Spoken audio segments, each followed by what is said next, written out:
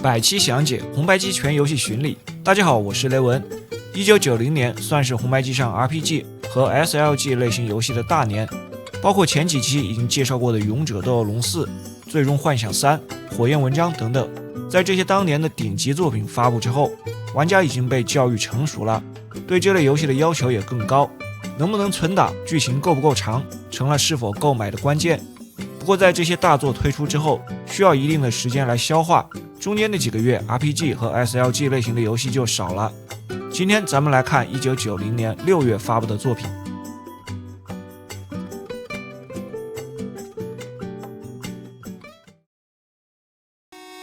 迪士尼神奇王國大冒險，也翻譯為魔法王国大冒險，這是卡普空針對歐美市場開發的。從封面和游戲名就能看出，這是以迪士尼樂園和旗下的角色為主題的游戏。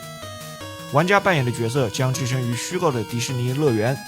這個主題樂園的設計結合了現實當中美國加州的迪士尼樂園、佛羅里達州的神奇王國和東京迪士尼樂園。開始遊戲後播放一段劇情，高飛不小心將打開城堡大門的金鑰匙留在了樂園當中。為了打開灰姑娘城堡的大門，需要找到6把銀鑰匙。米奇請求玩家幫忙。之後畫面變成俯視角，角色可以在遊樂場裡自由行走。收集6把银鑰匙得回答一系列關於迪士尼的問答題和另外的5個關卡。在樂園門口不遠的地方就能看到一個 NPC 角色，和他對話進行選擇題問答。答對後，他會將玩家指引到下一個 NPC 角色所在的地點繼續答題。像這樣連續找到幾個 NPC， 最後一個答對2道題就能獲得1把银鑰匙。另外的5個關卡分布在樂園裡不同的地點，相當於5個不同的遊戲合集，沒有順序的要求，找到入口即可進入。馳車天地或者叫明日世界賽車，一個簡單的賽車小遊戲，按 A 鍵加速，同時按住方向鍵上到達最高的速度， B 鍵剎車。賽道上有其他的車輛，可以收集五角星，還會出現岔路和障礙，利用跳躍平台可以短暫騰空。完成關卡後收集了五角星，能用來購買生命值和獎命等道具。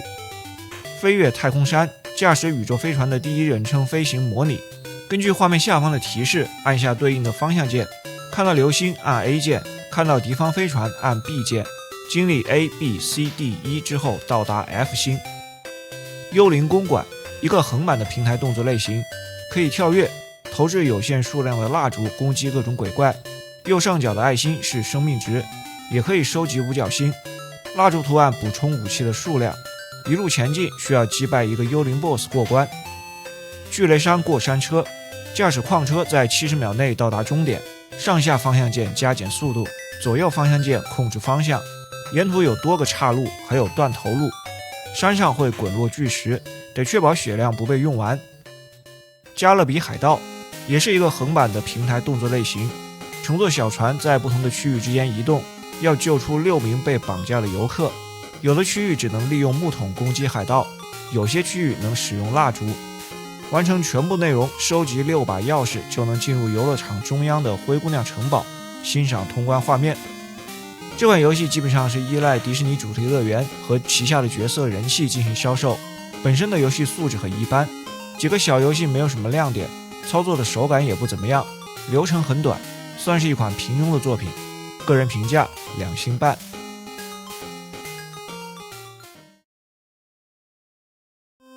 異域諸魂，阿基斯塔之戒，由 NMK 開發，北美 Sammy 發行的一款動作冒險作品。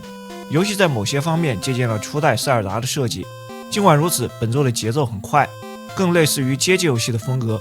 背景設定在一個奇幻的世界，邪惡的將軍奪走了精靈王阿基斯塔的戒指，並將整個的精靈王國拖入黑暗之中。精靈們唯一的希望寄托在他們最強大的女戰士克里斯汀的身上，還要依靠自己的弓箭穿越王國找回戒指。遊戲是完全線性的流程，要闖過一系列的短關卡，並在途中收集物品，俯視角的方式消滅關卡內的敵人，獲得鑰匙進入下一關。方向鍵控制克里斯汀朝4個方向移動，不能斜向移動和攻擊。A 鍵发射弓箭，彈藥無限，如果激活了火焰魔杖，則發射火焰衝擊波。B 鍵暫停當前的操作，並在畫面的左下方的道具欄選擇要使用的物品。擊敗敵人後，有時會掉落物品袋，裡面有各種道具，得到的物品加入物品欄。一開始只有4個欄位，有相應的道具能增加欄位的數量。物品欄的上方是剩餘的生命數，右側的愛心表示血量。主要的幾種道具有剛才說的火焰魔杖，使用後弓箭變成發射火球，威力更大，過關後效果消失。雷霆魔杖對全屏敌人造成傷害，初期可以直接將敌人全滅。聖杖對屏幕上所有亡灵類的敌人造成傷害，威力大，但只對特定類型的敌人有效。有一個像紅色邊框的盒子，專門針對後期的幾種忍者。忍者是強力的敵人，能讓他們眩暈一段時間。紅色的血瓶道具回滿生命值。此外也有奖命的道具，除了道具也能獲得装備，包括了盔甲、盾牌、護手、頭盔、披風、飾品等等。當受到傷害時，優先消耗裝備，之後才會消耗愛心。被消耗的裝備得到對應的道具還能再恢復。裝備全部拿滿後，畫面的下方是這個樣子。遊戲裡設計的關卡有31關，但據說總關卡數有125關。每關拿到鑰匙後進門，或者上下樓梯進入後面的關卡。中間有的關卡有類似小 boss 的敵人，在第31關面對黑暗將軍，將他擊敗得到最後一關的鑰匙，就算完成了一輪遊戲。之後場景開始循環，但關卡的技術會累加。這款遊戲的難度不大，雖然玩法比較單一，也沒有什麼解謎的內容，但不同的場景設計結合多種模式的敵人，很容易上手並投入進去。我試玩時一次直接就打完了一輪，場景重複後就沒有再繼續了。在網上也沒有發現打到125關的視頻。作為小品級的作品還是不錯的，個人評價3顆星。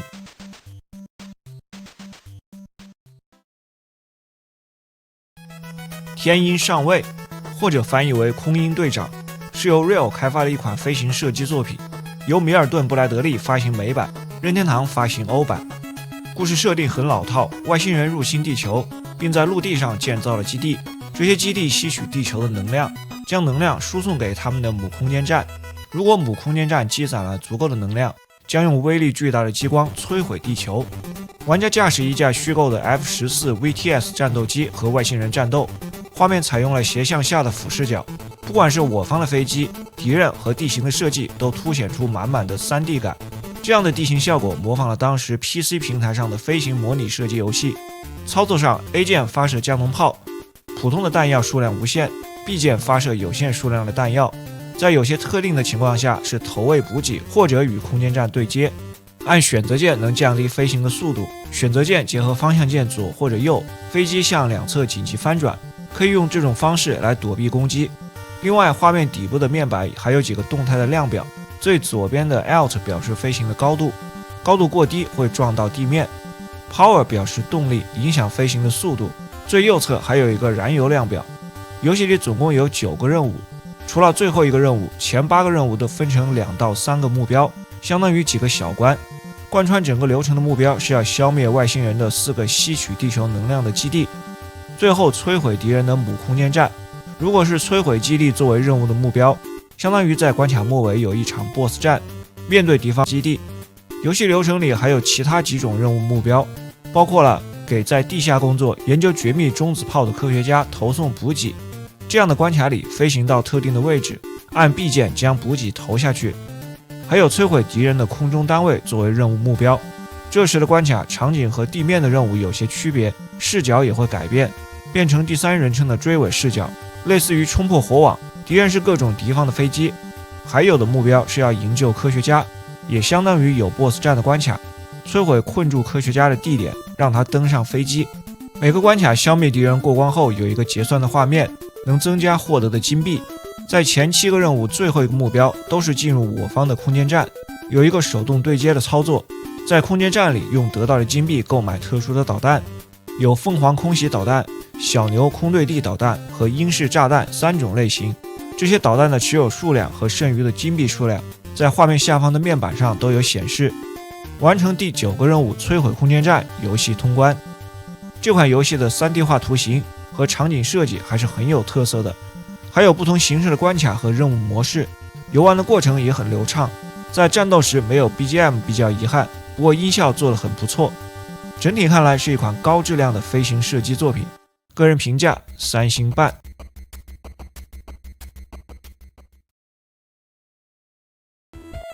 高山滑雪，由 Imagineering 開發的一款體育遊戲，在同一年發行了美歐兩個版本。美版的發行方是帕克兄弟，歐版由動視發行，名字和美版不一樣，叫 Snowboard Challenge 滑雪板挑戰。這款滑雪遊戲是一個線性的關卡形式，總共6關，每關都由3種類型的賽事組合而成。這些關卡分布在3座山峰上，每個關卡經歷的3種類型都在山峰上標有難度的等級。圓圈表示初級，正方形表示中級，菱形是專家級。玩家初始擁有4次機會，如果中途失誤或者摔倒就損失1次。遊戲的過程以側向視角顯示，滑雪的方向是從左到右滾動，因此方向鍵上和下就是轉向，方向鍵左右調整身體的姿態，能在一定程度上控制速度的变化。A 键跳跃， B 键下蹲，跳起來在空中结合不同的方向键，能完成各种技巧，完成技巧能夠獲得分數。另外，躲避障礙物或者從斜坡和其他的高處跳下也能獲得分数。雖然6個關卡每關都是3種類型，但所有的類型加起來一共就是5種。下坡賽，在這個模式下必須避免撞到障礙物或者跌倒，還有一個限定的時間，要在時間內到達終點。迴轉滑雪，除了躲避障礙和其他滑雪的人，還要穿過旗門，漏掉旗門就算失敗。生存模式，這是難度最大的一種躲避障礙，除了障礙變得更难，還會出現新的障礙類型，考驗玩家是否能夠熟練地運用各種技巧。U 型池，這個項目以得分為主，必須加速滑行，並在 U 型池的2側的最高點完成各種技巧動作。雪堆障礙，下坡過程中賽道上出現很多凸起的雪包，通過這些雪堆時跳躍做出技巧。每個關卡都是這5種模式裡的3種相互組合，難度依次增加，完成全部6關遊戲通關。通關畫面只有一張獎杯的圖片。之前也介紹過紅白機上幾款類似的滑雪遊戲，相比之下本作就顯得差了些，整體的制作粗糙，動作也不太流暢，一些障礙的判定也不好把握，流程很短。個人評價2顆星。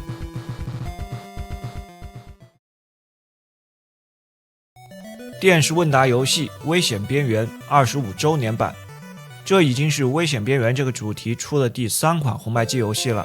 前2作分別是1988年9月發布的普通版和1989年10月的初級版，在第40期和第57期裡介紹過。《危險邊緣》是美國一檔著名的電視問答節目，從1964年開始播出，在25周年的時候又推出了這樣一個版本。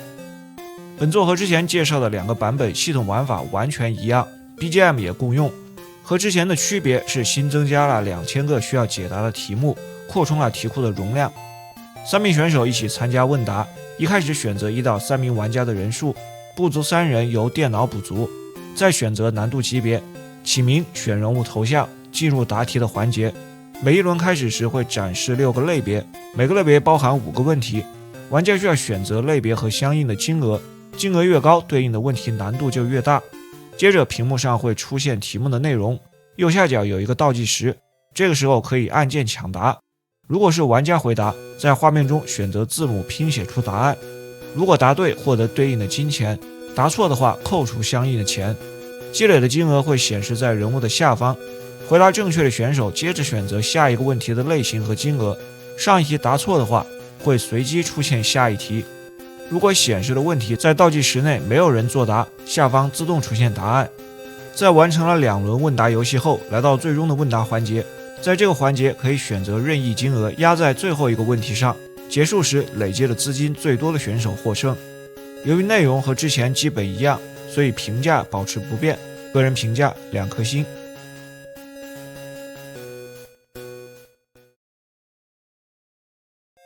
最後的星空戰士，這是一款換皮的移植游戲，原版是1986年在電腦端發布在 C64 平台的一款飛行射擊遊戲。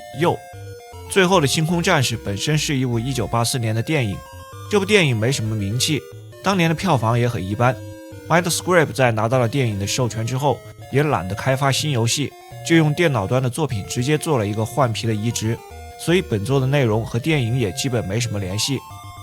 乍一看畫面像是一款很普通而且相當簡陋的飛行射擊遊戲，但遊戏的玩法和操作都很特殊，和常見的飛行射擊類有很大的區別。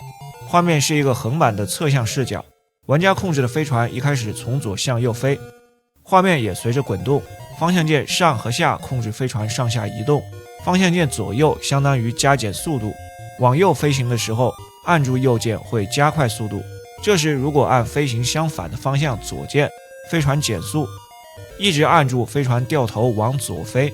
同樣的原理，持續按住左鍵加速，按反方向減速和掉頭。B 鍵是發射子彈， A 鍵單獨按沒有用，結合方向鍵上和下讓飛船不斷的翻轉，能用來躲避子彈，但實際上子彈來得太快，基本上沒有反應的時間，反而和敵方的飛船碰在一起不會撞毀。射擊能消滅敵方的飛船，但命中判定有些問題，得花些時間適應。在下方基地上的一些建築也能摧毀，有些位置碰撞可能直接掛掉，但哪些可以擊中或者是碰撞並沒有明顯的區分，也得花時間來適應。基地裡有時會出現子彈攻擊，速度也很快。在關卡內的目標要在飛行的過程中擊中一定數量的敵人，或者破壞一定數量基地上的目標，又或者持續飛行一段時間。當畫面的頂部出現閃烁的英文着陸的時候，基地右側有一個專用的跑道，在這裡降落，一定要順着箭頭的方向，並且對準跑道，逐漸減速才能成功降落。之後是獎勵分數的環節，有一個退出和分數在左右方框裡閃烁，合適的時機按下按鍵，如果亮的是分數，則獲得該分數的獎勵，並且繼續下一層的抽獎，從低到高完成5層的抽獎，閃爍的速度逐漸變快，越往上分數也更高，如果選中了退出，直接終止獎勵階段。下一個階段是從爆炸的敵方基地逃離，雖然這個時候能有限的操作飛船，但在這個環節基本算是自動進行。過了這一部分，這裡的一個關卡就算完成了。全部有15個關卡，都是完全相同的模式，只是後面的關卡難度更大。這款遊戲的玩法設計雖然奇特，但實際呈現的效果並不好。一方面制作的粗糙感很明顯，像前面提到的攻擊判定，分不清敌人和碰撞的物體，敌方的子彈太快，畫面的水準和音樂音效都很差。另一方面，基於這種玩法的內容比較單調，個人評價2顆星。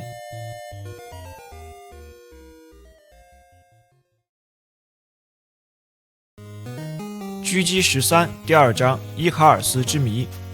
根據人气动漫改編的作品，狙擊13系列在紅白機上的第2款遊戲，第一部是1988年3月發布的狙擊13第1章諸神的黃昏，在第34期節目裡介紹過。本作有日版和美版，伊卡爾斯之謎是日版名，美版早於日版1個月左右發布，叫馬法特的陰謀。一顆軍用衛星墜毀，與此同時，美蘇兩國都收到了自稱馬法特革命軍的組織發出的恐嚇信，要求兩國交出軍事武器和技術。中央情報局發現巴羅斯博士被馬法特革命軍綁架，而他開發的衛星接口系統正是導致衛星墜毀的罪魁禍首。於是他們請求主角營救巴羅斯博士，除掉馬法特革命軍的首領，並摧毀衛星接口系統。本作的設計框架和上一作比較相似，也是以橫版動作為基礎，並結合其他的形式，採用電影化的情節敘述。每個關卡為一幕，每一幕又分成了幾個小關，中間穿插劇情演出。第一幕開始是橫版動作的形式，玩家控制主角，可以跳躍和踢腿攻擊，蹲下是掃腿，跳躍結合方向鍵上跳得更高。一段劇情後獲得有限彈藥的手槍，沿途消滅敵人能補充彈藥。有些門可以進入，進入後是較小的 3D 迷宮場景，能得到物品。有較大的 3D 迷宮是必須通過的，一路探索還会遇到敵人，使用各種武器射擊將敵人消滅。BOSS 戰是固定畫面的1v1對決，這時只能肉搏，不能使用武器。從第2關開始出現駕駛車輛的模式，控制一輛法拉利賽車，追尾的 3D 視角，畫面相當流暢。遇到敌人的車輛時還能扔手榴彈，當然還少不了經典的狙擊模式。畫面下方顯示主角手拿狙擊步槍的特寫鏡頭，上方的瞄準鏡裡呈現目標的特寫。射擊時還得考慮風向和風速。以上的5種遊戲模式相互結合，組成了全部的6大關卡。最後一幕的一段車輛追逐之後，用狙擊槍把準備上飛機逃跑的敵人消滅，遊戲通關。這部作品在上一作的框架下進步了不少，畫面水準提高了很多，動作和操控虽然算不上特別優秀，但比前作要好。車輛駕駛的部分做得相當不錯，但 3D 迷宮做的就比較差了，沒有其他的岔路，直線移動時只有腳步聲，畫面都不帶動的，很難辨別位置。劇情故事作為遊戲的內容表現很好，但大量的演出內容，時間很長，也不能跳過。總體來說是一部不錯的遊戲，個人評價3顆星。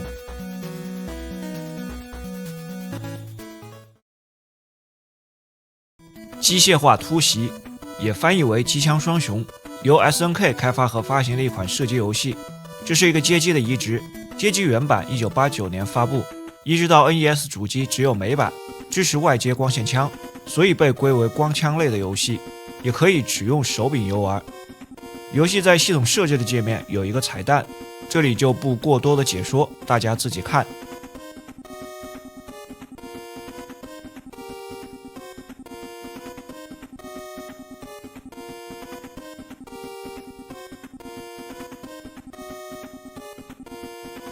系統玩法上很簡單，是一個第一人稱的射击類型，有些像之前節目裡介紹過的野狼行動。當用手柄控制時，畫面裡會顯示準星光標，如果是用光槍游玩，不顯示準星。手柄的操作是 B 鍵發射子彈， A 鍵扔手雷，兩種武器都有彈药數量的限制。畫面上方顯示剩余彈夾和手雷的數量，下面是生命值。能夠獲得的道具就是常規的幾種，補充彈夾和手雷，或者回血道具和獎命，有時還能獲得防弹背心之類的。在滾动的屏幕內射擊消滅敵人，主要是士兵和机器人，還会出現直升機、戰船和其他機械類的武器等等。總共有10個關卡，有的關卡末尾有 BOSS， 還有幾關結束後可以2個關卡2選1，實際上是跳關。10個關卡從海上到海灘登陸，進入叢林和洞穴。第9關是一場空戰，敵人全是戰鬥機。最後一關進入敵人的工廠基地，最終 BOSS 是一個中枢大腦。這款遊戲的內容相當基礎，玩法簡潔，雖然沒有什麼複雜的系統，但內容的制作比較扎實。用光槍玩，因為射擊速度的問題，難度不太友好，而且還有閃屏，手柄玩就正合適。後期得注意控制彈藥的數量，畫面水準也不錯，個人評價3顆星。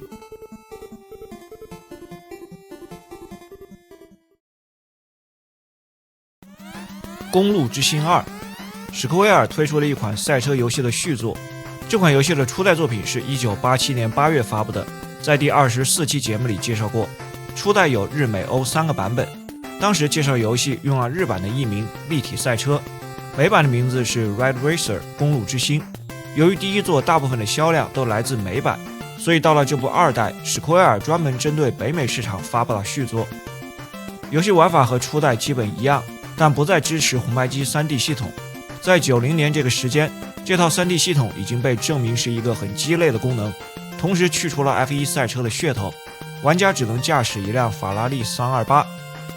8個全新的賽道，美觀開始前顯示賽道的總覽地圖，在這個界面新增了一個選擇音樂的功能，但如果開啟背景音樂，駕駛過程中就會掩蓋發動機的聲音。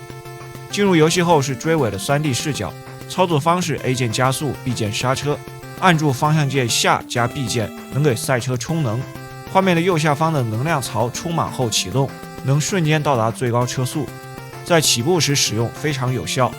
左右方向鍵控制轉向，方向鍵上結合 A 鍵，用渦輪增壓加速。在美觀的賽道內都有2個檢查點，必須在畫面底部的倒計時結束前通過檢查點，增加剩餘的時間。每個賽道要跑3圈。此外，底部的面板上顯示每圈的時間、實時的車速、行駛進度，有一個箭頭不斷變動，相當於彎道的提示。8條公路賽道的場景有荒野、海邊和城市等等。相比於前作，這一代在畫面上又有所提升，高畫質水準依然是這款賽車遊戲的特色之一。操作的手感有所調整，比之前要鬆散，難度依然很高。對手車輛的設計更具有侵略性，整體的改進不大，但也依然維持了不錯的品質。個人評價3顆星。